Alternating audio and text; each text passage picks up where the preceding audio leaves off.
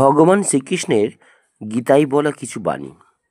গীতায় স্পষ্ট লেখা আছে, যারা প্রথমে দুঃখ ভোগ করে থাকেন তারা পরবর্তীতে অবশ্যই সুখ দর্শন পাবেন, কিন্তু যারা অপরকে দুঃখ দেয়, অপরের সাথে ছল কপট করে, তারা কখনোই সুখী হতে পারে না।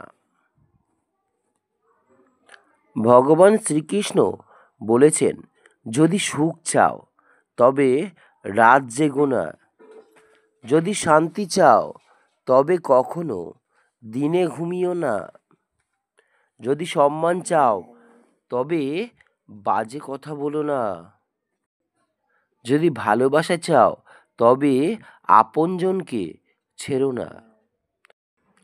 গীতায় প্রভু শ্রীকৃষ্ণ বলেছেন, যখন আপনার জীবনে কোনো সমস্যা জন্ম নেবে, তার সাথে সেটা সমাধানও জন্ম নিয়ে থাকে।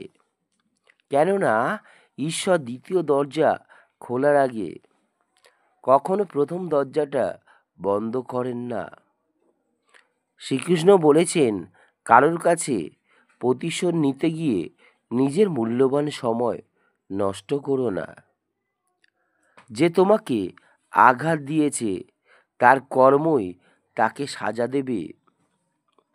ন্যায়ের বিচারটা তুমি সময়ের উপর ছেড়ে দাও, আর ভালোবেসে বলো, রাধা রাধা।